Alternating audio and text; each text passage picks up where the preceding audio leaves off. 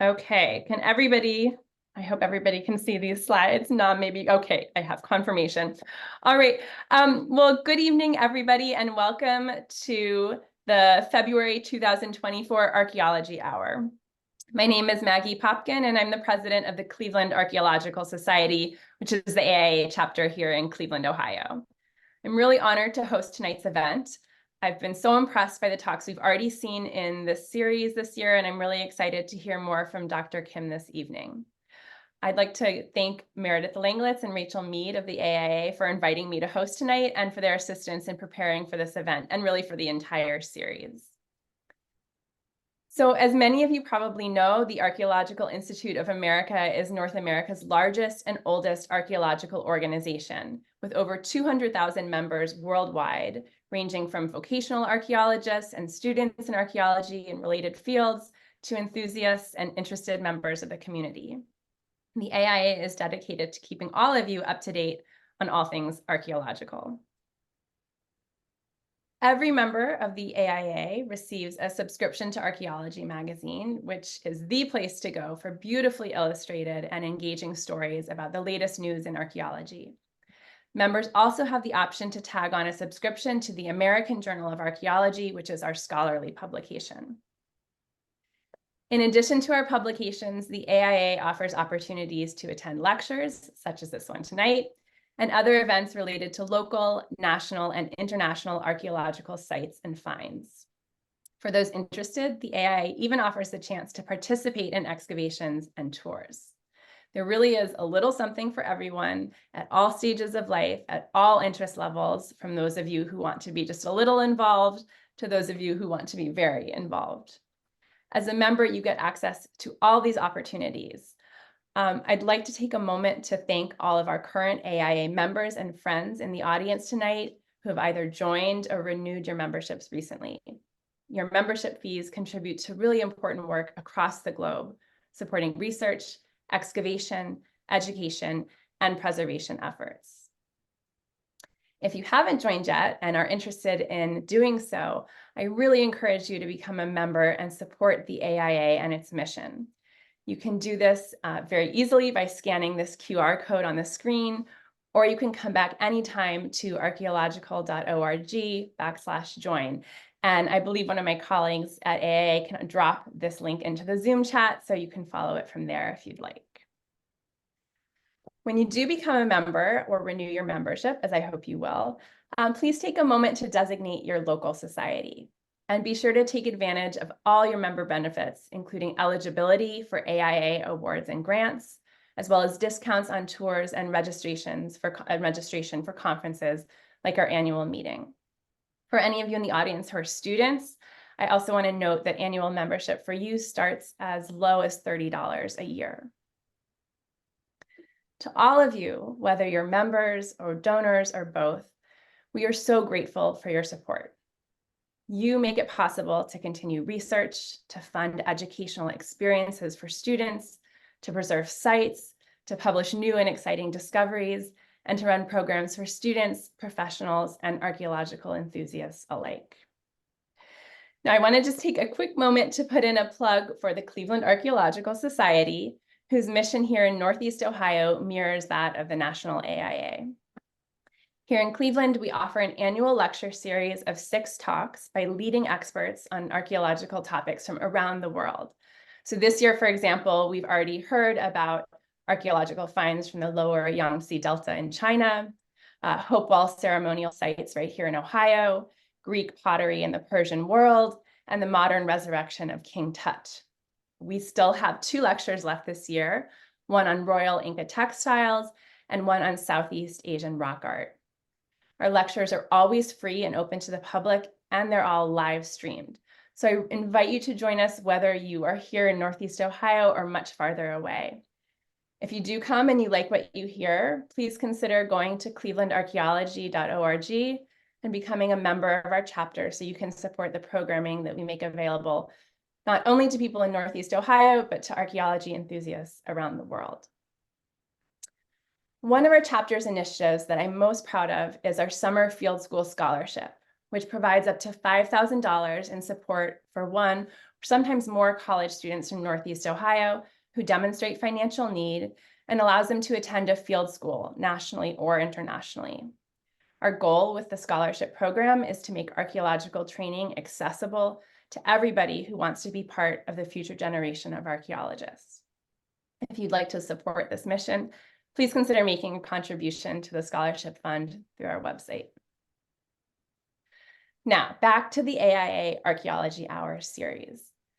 We have a terrific lineup of speakers for you this year representing archaeology around the world. Tonight's lecture is the 5th in this series, and I know you'll want to come back to see the remaining 2. Before we continue, I do just want to make a quick note. This lecture is a live presentation that's being recorded by the AIA. Recording by attendees is strictly prohibited. The AIA respects the intellectual property of our presenters, and we ask that you as viewers do the same.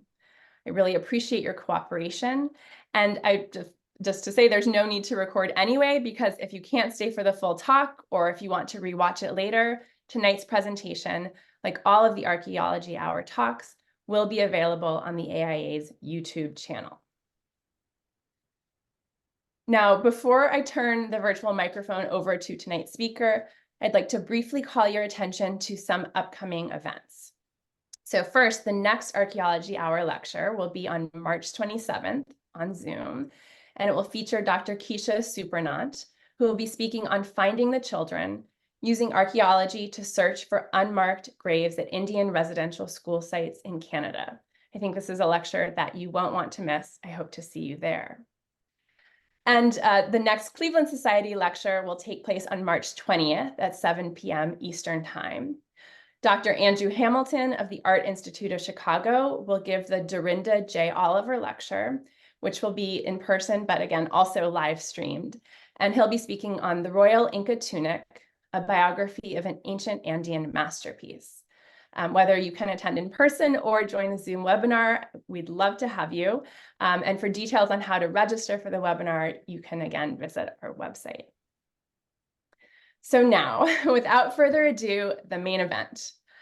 I am really delighted to introduce tonight's speaker, Dr. Nam C. Kim, who joins us from the University of Wisconsin-Madison, where he's professor of anthropology and director of the Center for Southeast Asian Studies. Dr. Kim is an anthropological archaeologist who focuses on early complex societies and histories of organized violence and warfare, and the significance of the material past for modern-day stakeholders. Dr. Kim is the author of numerous articles and books. You should look at his website. It's very impressive. And he's also been featured in many podcasts and documentaries. So we're really fortunate to have him with us tonight to share his expertise on ancient Vietnam. So I'm going to close my screen and let him open his. And please join me in welcoming Dr. Kim to the virtual podium for his lecture on barbarians, bronzes, and the legendary capital of ancient Vietnam. Now I will turn it over to you. Thank you so much, Maggie. You're welcome. Okay, let me share screen.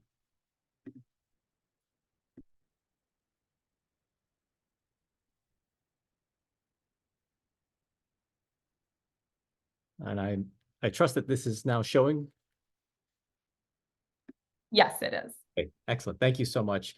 I just want to thank you, Maggie, and the Cleveland Society and the National Office for the invitation to speak tonight. It is a pleasure. It's an honor to be virtually hosted and to be part of this Archaeology Hour series. So tonight I'm going to be talking about some of the work that I've been doing with colleagues in Vietnam, in the northern part of the country, and in particular, recounting some of the stories associated with archaeological materials and sites that would be part of this sort of tapestry of ancient Vietnam. And on the screen, what you see is actually some images of artifacts and a site known as Co Loa, and an image of a commemoration, a festival that happens annually at this site that commemorates some of the legendary accounts about a prehistoric or late prehistoric society or kingdom in Vietnam. And as sort of backdrop, actually, I was looking at the chat and I was thrilled to see so many people logging in from all over the country. And I just wanted to say that tonight we're actually going to be going on our own journey. So throughout different parts, not only of, of the Eurasian landmass, but of the world. And one of the places that I want to start with, and if you don't recognize this image, actually, it's one of my favorite images of Earth from space. I believe this was from 2015. The crew of Expedition 43 from the International Space Station took this photograph. But I think it gives a nice encapsulation of our views of the Earth and our journey here. And the first stop for us would be through time and space in parts of the Mediterranean. So back over a couple thousand years ago in the 1st century BCE, we can start with the Roman Empire just to kind of situate ourselves chronologically. And we can see not long after the Ides of March and the death of Julius Caesar, the Roman Empire coming into its existence and expanding into different parts of the Mediterranean. And one of the things that I want to emphasize here is what the Romans encountered and how they viewed some of the cultures and societies on their fringes, the so-called barbarians of the outside world.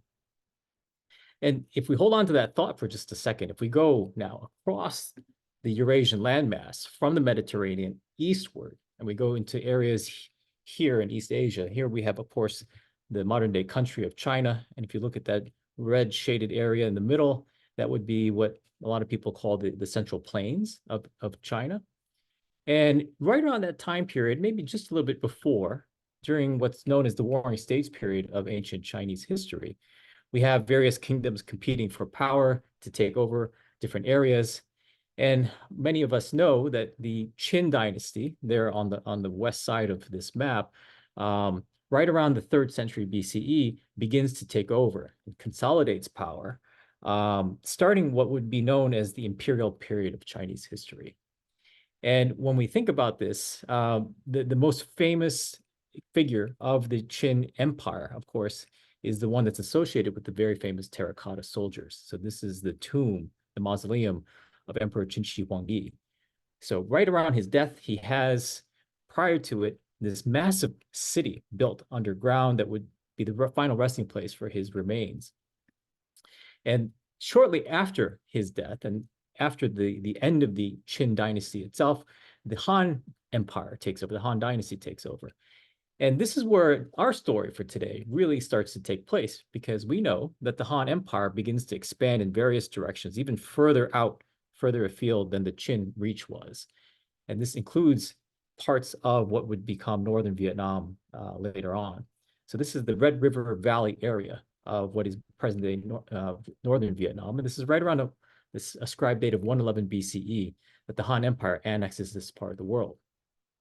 And similar to the stories we heard about the Roman Empire, we can also talk about how for the Han, the so-called barbarians ring these areas on the outside.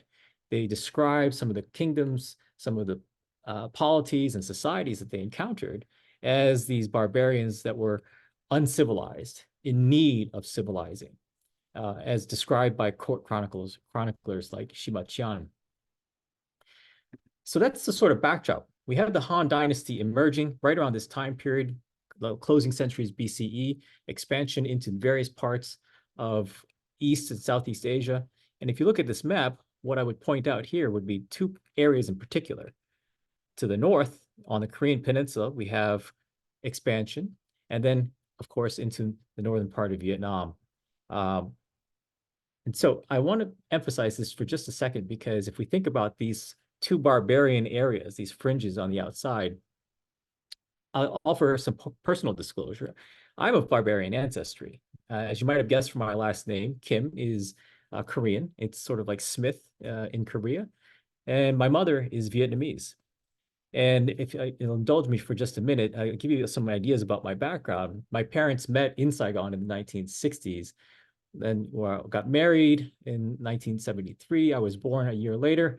And then a year after that, in Saigon and in South Vietnam, we have the closing days of the Civil War, the Vietnam conflict.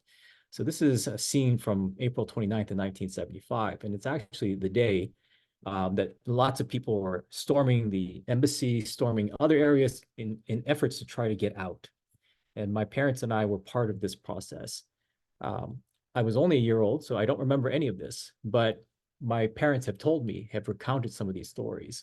That is a photograph of my mother and me shortly after leaving Saigon, but we were evacuated by rooftop off of the USAID compound by helicopter.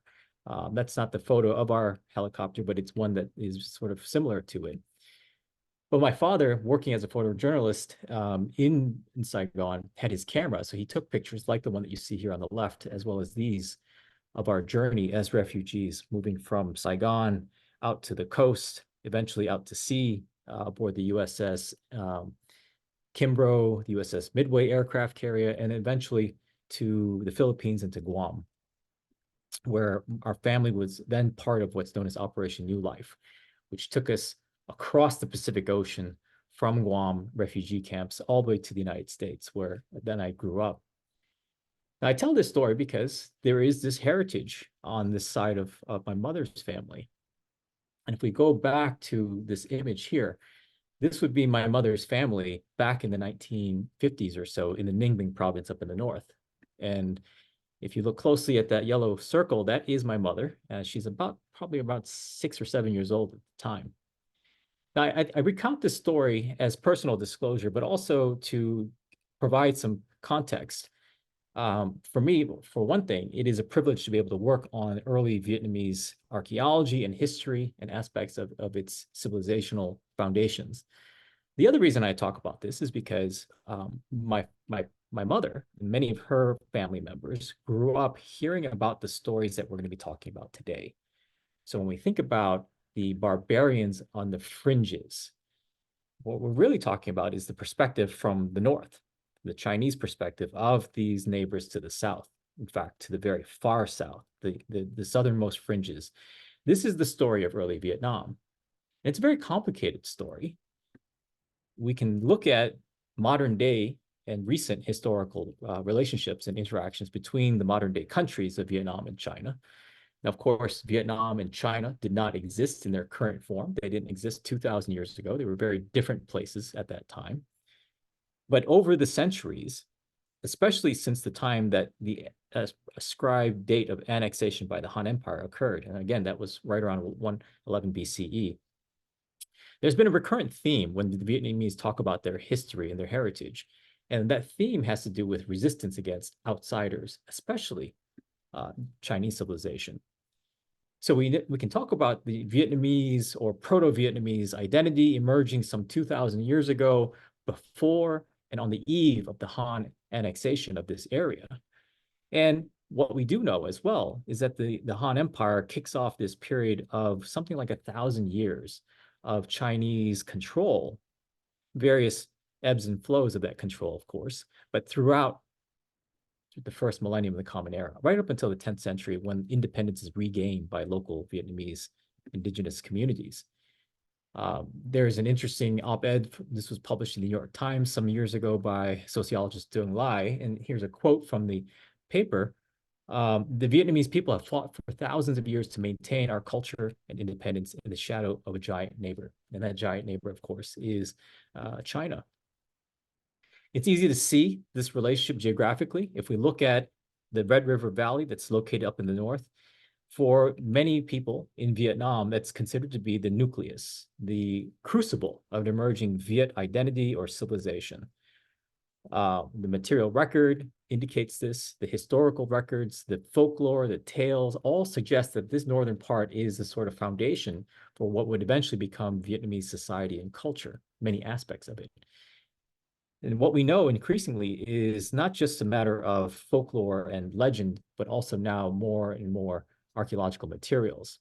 We have various texts. We also have archaeological records that indicate some of the societies that existed here in this part of the world, in the Red River Valley. There are a couple of aspects I want to focus on for tonight. And the first is what's known as the Dong Son culture. This is an archaeological term, and it covers a series of settlements and sites, all scattered throughout this region of northern Vietnam. And it's based on various finds like this boat coffin burial that dates to over 2,000 years ago. Within some of these burials, within some of these mortuary contexts, we have all kinds of artifacts. And in particular, one of the things that we can point to would be a sophisticated industry of bronze products. And these would include various kinds of tools, vessels, maybe for ceremonies, various kinds of musical instruments and weapons and so forth, all made out of bronze. The Dongson culture spans this first millennium BCE, the mid part of it, right up until the time that we see the Han coming in.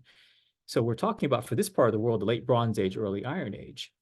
And it is also the late prehistoric period, because the Dongson communities, while they have very robust shared material culture that's part of the various communities, over 100 different sites, there was no writing to be seen.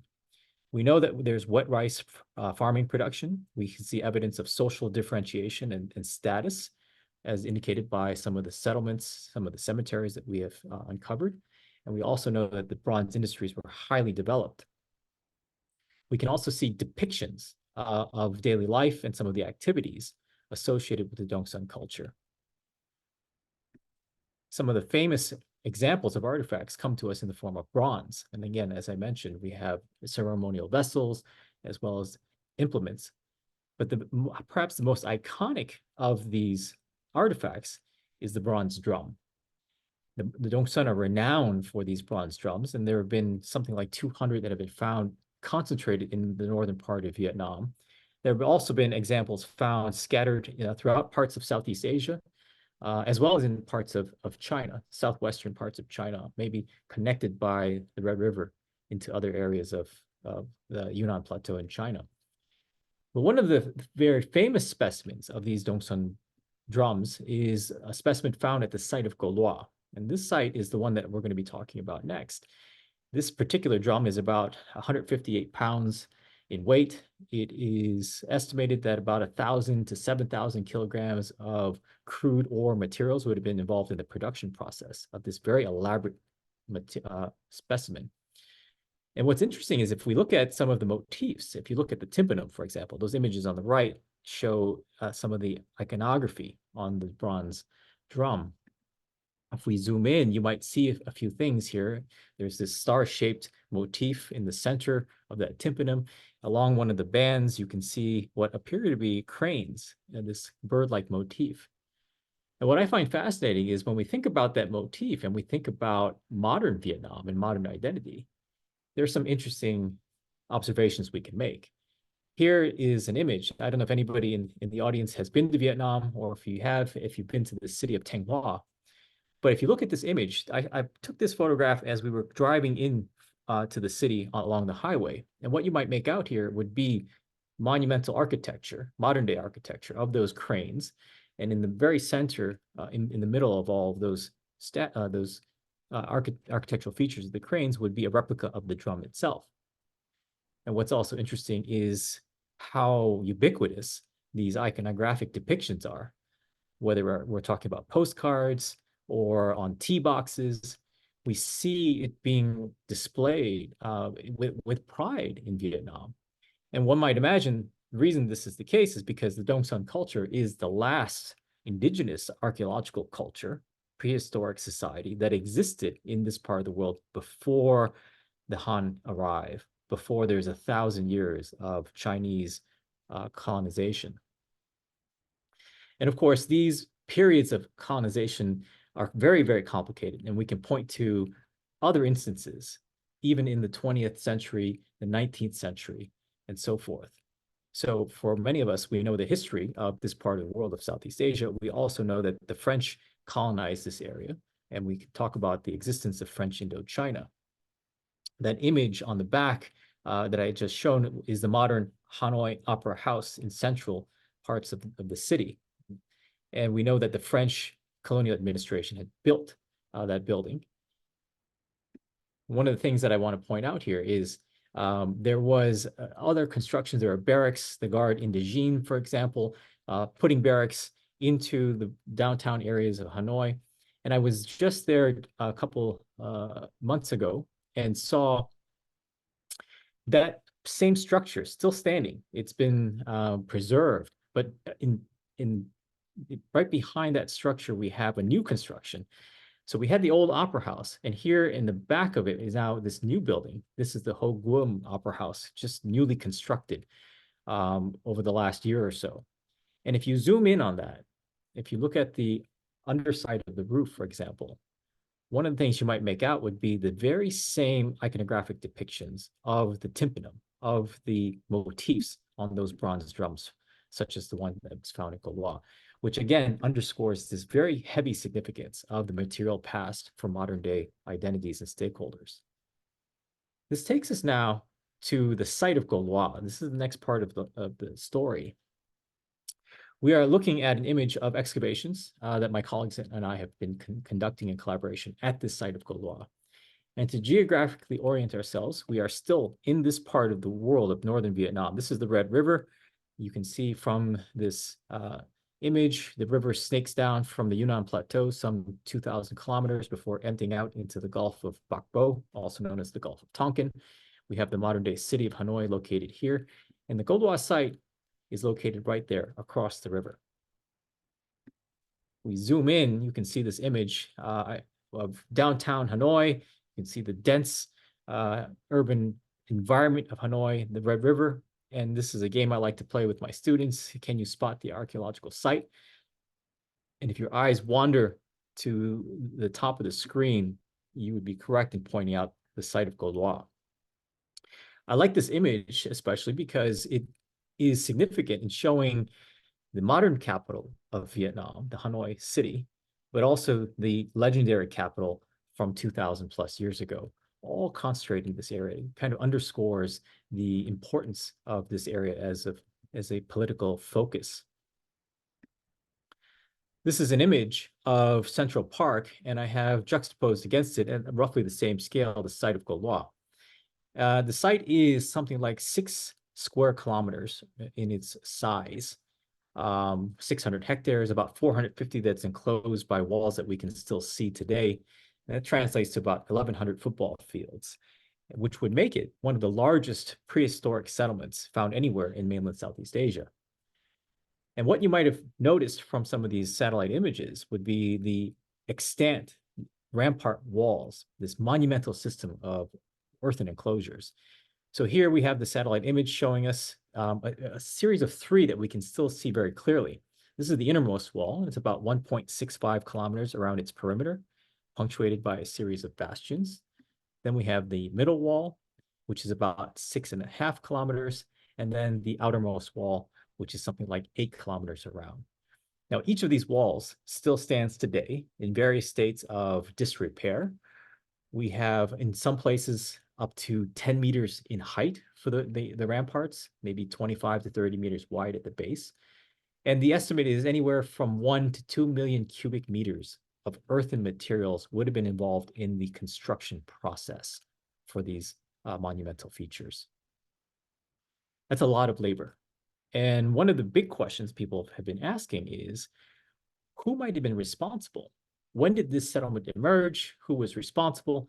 And we have ongoing debates about this and varied sources of information that can speak to these questions. And to try to answer that, we can get into some of the stories and the archaeology. Now, some of you may recognize this image. This has nothing to do with Co Loa and nothing to do with Vietnam. But I have this here because it is one of my favorite depictions of King Arthur. This, of course, is from Monty Python and the Holy Grail. But this image shows us the idea of King Arthur and how it can have a very powerful impact on our ideas about the past. So, of course, the legend of King Arthur has stories about King Arthur and the Lady of the Lake, maybe Excalibur being delivered to the king as a symbol of power and authority from this supernatural source. What's interesting about the case of Co Loa is we have similar kinds of legendary accounts. There is an individual by the name of An Dâng Vuong who is viewed as the founding king of a kingdom that emerges right around the time that this site comes into existence. In fact, he is the one responsible for producing this capital city. He has a magic turtle that comes out of the water that gives him advice about building his capital city, its defenses. And in this story, in fact, the description is that the turtle gives the king one of its claws, telling the king to use it as the trigger mechanism for his crossbow, giving him the power then to wield this crossbow and defeat all of his rivals, all of his enemies, right? A supernatural crossbow and weapon. This is an image of the southwest coast of England, the Cornish coast. And would be the ruins of Tintagel Castle. For many people, this might be one of the potential sites associated with Arthurian legend. So potentially parts of the legends of Camelot, for instance, and some of the recent excavations are showing that people have been living here right during that time period of the Dark Ages of the post-Roman occupation of this area. The idea of Camelot is what I'm after here, because for Co Loa, it is very much similar in terms of Arthurian tales and the site itself. We can talk about the site of Co Loa, according to legends, being developed by the king Anzengbrung in a kind of snail shape pattern with concentric circles with the rampart walls. And again, with this idea that the supernatural mystical weapon was conferred upon the king as well. So we have these very colorful tales, these Vietnamese traditions that come to us that describe some of the events of this time period before the Han Empire, before the Chinese come into the picture. Now, one of the descriptions talk about the 9 walls. They talk about the founding of this capital city, how this king overthrows the previous dynasty and then establishes power right around the year 258 BCE, firmly within the 3rd century BCE, and a couple hundred years before the Han arrive. And what's also interesting about this is much of this is published in school textbooks. So my mom, her relatives, my uncles, my cousins that grew up in Vietnam read about these stories, not as speculation or as legend, but as accepted history, as the basis for history. Now, what's interesting also about this is that many of these tales may have been passed on through the generations as folklore, but not officially recorded until after independence from the Chinese. In fact, maybe a couple hundred years after independence. So we're talking about the 13th century, 14th century. So well after the time period that they purportedly describe, which then makes us think, well, perhaps there might be some issues. If we have appeals to the supernatural, for instance, if we have details mixed in between historical fact or what might be historical events, as well as these mystical tales, if we combine that with potentially political motivations for producing histories that would be very grand, that celebrate this pre-Chinese past, we might have to take some of these stories with a grain of salt. So that's one source of the traditional information. A second source comes to us from the Chinese. So as I mentioned, when the Han Empire comes into this part of the world, in fact, when they come into many of these areas of the barbarian world, they write down and describe what they encounter. And we have various accounts coming to us from the Han sources. And as I mentioned before, and as might be expected, the empire describes local barbarians who were in need of civilizing, barbarians who were unsophisticated, who lacked sophisticated forms of governance, of metallurgy, of agricultural productions, and so forth, right? Sort of the civilizing trope for imperial powers. And we also then might want to take these accounts with a grain of salt. How accurate are these descriptions of what's here? So we have these two kinds of conflicting depictions about what might be here. On the one hand, we have civilization, quote unquote civilization, emerging with indigenous societies on a kind of indigenous local level. On the other hand, if the Chinese accounts are correct, they describe the process of civilizing, imposing elements of sophistication on this part of the world with the introduction of their arrival. So we have these kinds of conflicting models. On the one hand, foreign imposition, a Sinicization model.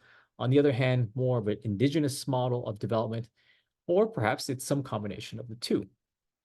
The textual accounts paint two very different pictures. And in that sense, the archaeological data becomes very important for us, right? If we were to answer this question, was Co Loa, was this city a byproduct of the Han or something else? So this has led my colleagues and I to investigate archaeologically many of the sites around Co Loa. And one of the things we started with a number of years ago was to look at the rampart constructions themselves, the rampart walls, using them as a kind of proxy measure for the emergence of the capital city. we conducted a series of excavations over the years to try to accumulate information that help us to understand the construction sequences, the processes, and even the dates, the chronologies. And I'll just share some highlights with you. So here we have an image of an excavation of the middle wall, and you can see various sequences of deposition. These are construction sequences. We're looking at these pieces of earthen materials as artifacts. And very generally speaking, we can see various periods, chronological periods and phases of construction. I don't have time to go into the details of all of these, but I'll summarize by just highlighting that our period of interest is right here in that shaded area.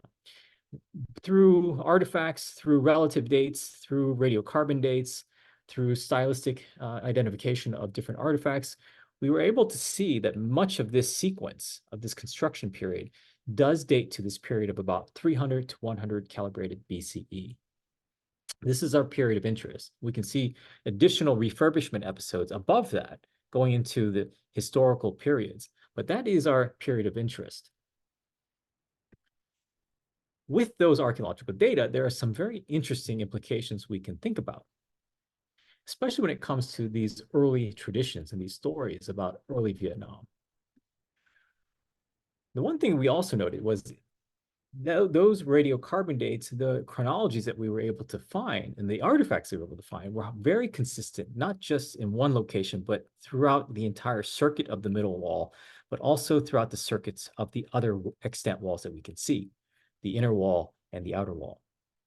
It tells us that it's very likely that one particular society or centralized polity of some kind was responsible for the construction of this monumental system, that it was likely done not in piecemeal fashion, but perhaps as part of a larger grand plan.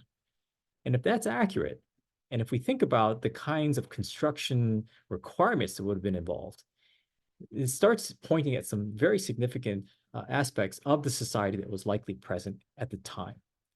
So doing some rough calculations, if we're looking at about 1 million cubic meters of material, and again, there might have been up to 2 million cubic meters, we're looking at thousands of people, depending on how much time we're talking about. But the upshot of all this is that we're looking at centralized authority controlling resources and controlling labor for a very powerful society.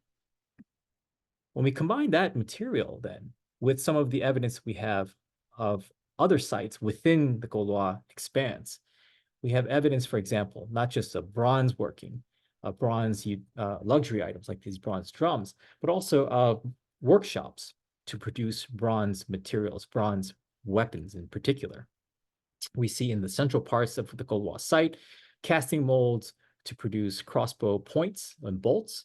We see crossbow triggers as well, all suggesting that some authority had not only control over resources for monumental constructions like the rampart system, but also over highly specialized kinds of products like these weapons and like these luxury items. Perhaps we're looking at forms of state-sponsored production. The implication then is very important for us when we think about these stories of early Vietnam. Now, I'm often asked if these pieces of evidence prove or provide incontrovertible support for the existence of the legendary kingdom. So did An Giang Vuong exist? Did the Olak kingdom actually exist? It depends on who you ask. So a lot of my colleagues in Vietnam would tell you, yes, that is proof, that is material support, the correlates of these legendary accounts. For me, I'm a little bit more conservative in my thinking. I think that there are definitive hints of this, but in terms of conclusive proof, I'm not quite sure. I think that there's plenty of evidence suggesting that there's something very powerful here. Whether or not it corresponds to a specific person or individual would be much more difficult to say with certainty. But what would be easy to say is if we take the totality of evidence into account, we see these bronze casting facilities, specialized kinds of technology, especially military equipment, and elite kinds of architectural elements, including forms of roof tiles that are only found here at this royal site and nowhere else in the region at this time. All of that points to a very complex society that predates the arrival of the Han Empire. What one that many of us are referring to as the Co Loa polity that existed in this window of about 300 to 100 BCE prior to the arrival on the eve of the Han annexation period. So for us, this would be an example of an early state-level authority or capital city. From that perspective, then, when we go back to this idea of barbarians that seems to be promoted, what we might say is that that's a very inaccurate picture, right? That argument simply does not hold water. We can see elements of political complexity here, forms of urbanism, a capital city emerging with clear evidence of wet rice farming intensified with lots of labor and lots of people living in this particular area, with highly developed industries of metallurgy. So all of the trappings then of powerful societies, what we might call civilizations that existed here without need of foreign imposition of quote unquote civilization. So when we look at then this idea of foreign imposition or indigenous development, what I would actually say is it's not really foreign imposition, but it's not simply indigenous development either. One of the things that I didn't have time to talk about for tonight's talk was the archaeological record showing clear signs of interaction, exchange, and migration of movements all throughout this region, from parts of the northern parts of Vietnam and the Red River Delta and Valley area, radiating outward into areas to the west, into parts of Southeast Asia, but also to the north with neighboring communities in what would become China. So what we have here is sophisticated societies that are emerging, but they're not emerging in a vacuum. They are interacting with neighboring communities. And there is a wide-ranging exchange network that's happening that goes back for centuries, if not millennia, prior to the emergence of Co Loa. The other thing that's interesting to think about, if you remember at the beginning, we talked about the Warring States period, that first millennium BCE in parts of China, right when the Qin take over. So that Warring States period happens to be the time where folks like Sun Tzu are writing the Art of War. But that Warring States period probably fomented a lot of movement, lots of flux and potentially migrations of people moving around simply because war can be very disruptive. So there's probably displacement. So it's very possible that ideas and forms of practice, cultural practice, are moving back and forth, and some of them coming into this part of the world as well. So it does not happen in a vacuum. And I'd like to now conclude by talking a little bit about what it means for the people in Vietnam and even for the diaspora of Vietnamese living elsewhere in the world. What the various kinds of ideas mean for modern day identity. This is a photograph of what's known as the Chung Sisters Parade. This is a procession that happened in Saigon in the 1950s. Some of you may know the story of the Chung sisters. They are revered as heroines that led an uprising in the first century Common Era. So this is right after the Han come in, they start to consolidate power. Within a century or so, things begin to change very dramatically, and some of the local indigenous communities decide that they've had enough, and they lead a kind of rebellion. This is right around the same time, by the way, that Boudica in the UK led a rebellion against the Roman Empire. There's no connection between the two. However, it's interesting to note that there are female leaders leading these uprisings against imperial power. And it's a sort of analogous kind of story.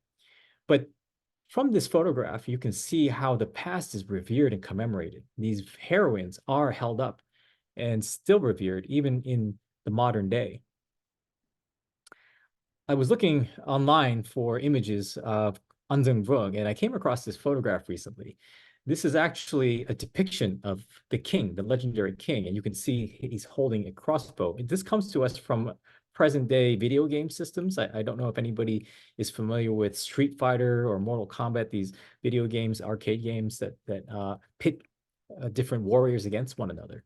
This is a Vietnamese version of that, and you can choose to be An Giang Vuong. And what's interesting is the story still resonates today, and it's a part of pop culture, it's a part of history, and it's part of national imagination. That legend of An Giang Vuong persists in terms of pop culture, but also in terms of commemoration. this is a photograph. I don't know if you can tell what's happening here or what is this photograph is depicting, but it's actually a reproduction of the walls at Co Loa. And this was made by school children who visit the site. We have school children who come regularly as part of field trips to learn about Vietnamese history and identity and heritage. Not only can you sit down and use clay to reproduce the walls, the famous walls of Co Loa, children are even able to target practice with the replicas of magic crossbows. So the stories resonate, right? We can see that happening. We can see these legendary pasts also echoing across space and time. So here is a statue of an individual that's being commemorated by the name of Ngo Quinn. Ngo Quinn is a figure who comes to power at the 10th century. So this is at the end of that 1,000 years of Chinese rule. He helps to regain independence against the Chinese and establish Viet dynasties once again. What's interesting about Ngo Quinn is when he comes to power, he decides to place as his seat of power, as his capital, not Hanoi, where the Han Empire had been, and the Chinese had been using that locus right there in the Hanoi area. Instead, he chooses to go back across the river to this ancient site of Co Loa, using that as his capital. And some have argued that perhaps this was a legitimization strategy or ploy to demonstrate that he was the descendant of centuries of indigenous rule, a glorious past that existed prior to the arrival of the Chinese, which indicates how the past is quite powerful in terms of the rituals that bind people, the kinds of identity that people subscribe to, and it reflects then the power that artifacts, that sites, that landscapes can still hold for cultural identities in terms of preservation of our communities, showing us how the past, the archaeological past in particular, can be an important source for cultural capital, the material foundations for our imagination and identity. This is very powerful in Vietnam, as indicated by some of these photographs. I just want to let you know that as we excavated, as we did our fieldwork, we were visited by political figures and researchers, including the former president of Vietnam, the deputy prime minister, all with a very interested eye in what was coming out of the ground and how that might shape or reshape Vietnamese identity and history, showing us that there are various stakeholders, various descendant communities, whether in Vietnam or outside of it, who see this importance of the intersection between the past, the present, and present-day identities. Now, in closing, I just want to briefly share, I want to go back to my parents, in case anybody's wondering. We left Vietnam in 1975, and the story continues. So as epilogue, I want to point out that my parents retired from Chicago and moved from Chicago to Arizona some 20 years ago. And during the pandemic, this was in July of 2020, and they were in Arizona. We weren't sure if they should be alone. We wanted them to be close to us. We developed this very complex extraction plan. This is before the vaccines were available. And my brothers and I, my cousin, we moved my parents to Madison to be close to us, to be able to help take care of them. I tell this story to share with you an anecdote. When I brought them to Madison, one of the very first things they did was they were laughing uncontrollably as we moved them into their new apartment. And I asked them, why is this so funny? We had just gone through 13 hours of stress, right? Trying to survive in the pandemic. And they said, well, this is hilarious because all those years ago, we carried you out of danger. And now you are doing the same thing for us, right? Life has a very funny way of coming full circle. And I think I've come up on time, and I hope I haven't gone too far over. I'd be happy to answer any questions you might have. And I wanted to just thank all of my collaborators, all of our funders, my colleagues in Vietnam, and everybody at the Cleveland Society and the National AIA Society. I'm happy to answer any questions you might have. Thank you very much. Thank you so much for that wonderful talk. I learned so much. I don't know if you can see all of the clapping and heart emojis that are erupting from the bottom of my screen, but this was clearly a wonderful lecture. I do have a lot of questions that people have typed in the Q&A box. So I'll start reading them. I don't know if we're gonna be able to get through all of them, but I think Dr. Kim might be happy to take questions over email, perhaps, if we can't get to all of them. So Our first question is, what languages were spoken in the Dongson culture? That's an excellent question. There's a lot of work that's ongoing about this, and there's a lot of speculation as well. The simple answer is we just don't know exactly. We imagine that there are elements of what we might call Proto-Vedic or Vedic elements of language that are being spoken at that time. But those linguistic reconstructions are ongoing. And there's a lot of conjecture about this. I can point people to sources if they're interested, but the bottom line is we don't know for sure. And what's also difficult for us, what poses a challenge, is that the Chinese come and there's a lot of cultural mixing that happens for the next 1,000 years, including the introduction of writing systems. And so one of the interesting things about being half Korean and half Vietnamese is that I can spot similar terms sometimes in both languages. And then it points to the effects of Chinese arrival, because we have similar kinds of terms in the Korean language as well. So that's the kind of short answer to that question. Very good question. Thanks. Another audience member wants to know where and when rice was first cultivated, and if that plays into what you've been talking about tonight. Yeah, that's a great question. So I'm not an expert on this, but my understanding of the literature tells us that forms of wet rice begin to be domesticated thousands of years earlier. So we're talking about the beginnings of the Holocene, maybe 10, 11, 12,000 years ago in parts of southern China. So right around areas of the Yangtze River Valley, we have evidence of wild strains of rice transitioning towards domesticated versions. These communities are in these areas taking advantage of their close proximity and then using those new practices for new kinds of settlements. Those wet rice producing practices begin to radiate out from that area, and they come into northern Vietnam far earlier than the time period that we're describing. Okay, thank you. Let's see. Oh, I'd love to hear the answer to this question. Do we know exactly the drums that you were showing? Do we know what or how they were used? That's a source of speculation as well and a lot of debate. We suspect that they might have been used for ceremonies, that they might have been used at times of agricultural midpoints of the year, or of maybe even times of conflict and war. We don't know exactly how they might have been played. There have been replications of this practice, people using bamboo and other kinds of materials to strike the drum to cause noise. But that's an open question. And all we can really point to would be two things. One would be some of the depictions on the bronzes themselves that show the drums and people in the various kinds of cultural practices. But the other would be later societies, even societies in the modern era, who still use some of these bronze implements, these bronze drums. Of course, they're probably used in very different contexts today than they were 2,000 plus years ago, but we can look at some of these analogs to try to piece that together. Thank you. We can keep going. You're doing a wonderful job succinctly and excellently answering these questions. So I think we'll have time for many of them.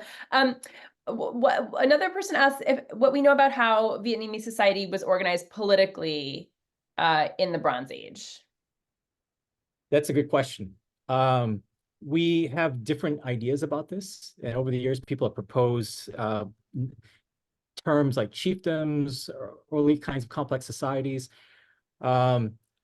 It's hard to know for sure because we are piecing together disparate kinds of artifacts and sites.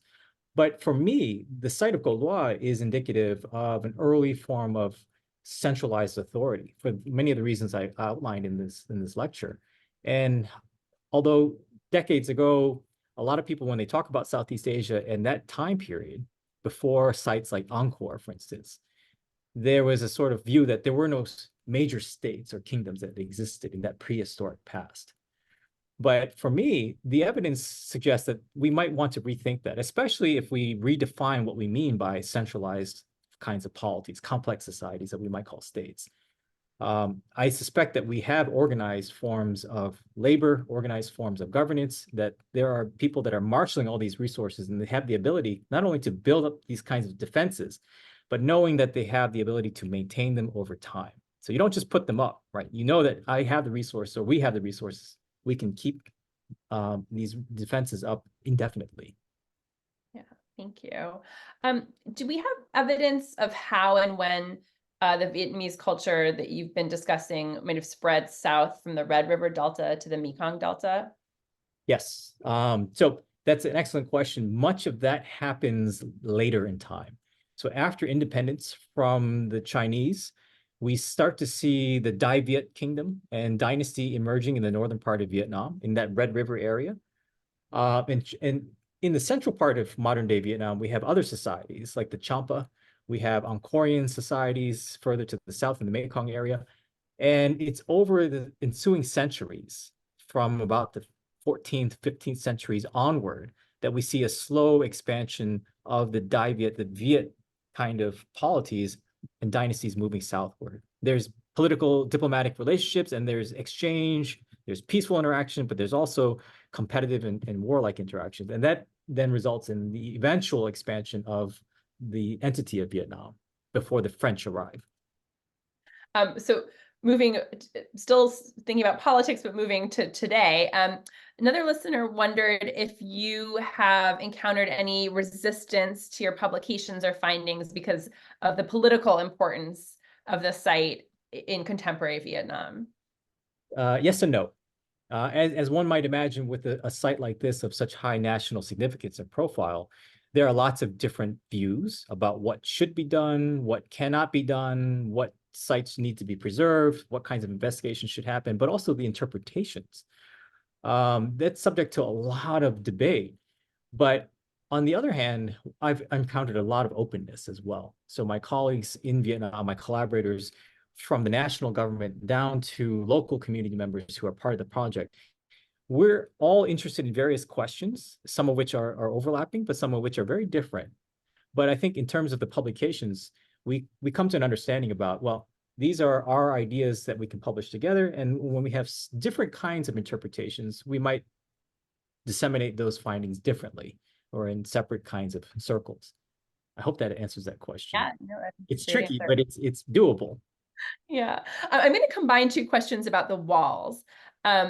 And the questions have to do with what we know about where the material for the walls was sourced from. And then if we know, if you have a sense of the wall's function as, for example, defensive or meant to, contain livestock, et cetera. Yeah, excellent question. I didn't have time to go into this, but there is a lot of detail that we could share about this. The materials building up the walls probably came just from outside. They were building ditches and moats simultaneously. So this was a massive system that was designed, I believe, and many of us agree about this, for defensive purposes, as well as for other kinds of functions, maybe flood control, irrigation, transportation by boat. But one of the reasons why we believe this is military and defensive as a primary function has to do with the sorts of architecture we see at some of the gates. We see classic kinds of baffling for some of the entrances. We also see spacing along the walls themselves, high levels and areas which we have interpreted as not natural features and natural terrain, but as fortification features, bastions, the bases of watchtowers. That combined with all the iconography that we have, showing warriors on some of those bronzes, and the idea that during the Warring States period, people here probably knew that there was a lot of turmoil up in the north, and that eventually somebody might come knocking on the door here, all lead us to suspect that defense was a major part of this construction. Yeah, thank you. I don't know, we have time for one more quick question, but I might combine two again. So there's some curiosity about what was happening at the site prior to excavation and whether it suffered during the American invasion of Vietnam. We don't know, I don't know exactly, but I know from anecdotes and from some of the investigations we've done, we've seen remnants of 20th century conflict, whether it's with the United States, with the Japanese, with the French. We see evidence of that. Machine gun casings in some of our excavations. We see slit trenches dug into the walls themselves against air raids. So what is very interesting to me as personally is we can see thousands of years of history, but also the scourge of war occurring over millennia in this location as well. Well, this is clearly a site that has so much to offer for thinking historically and in the present. So I think I can speak for all of the audience members in thanking you so much for this really illuminating talk. It's been a real pleasure. I know I've learned a lot. So thank you so much. you very much. I appreciate it. It's been a pleasure and an honor. Thank you. So Thank glad. you, All right. everybody. Good night, everybody. Take care.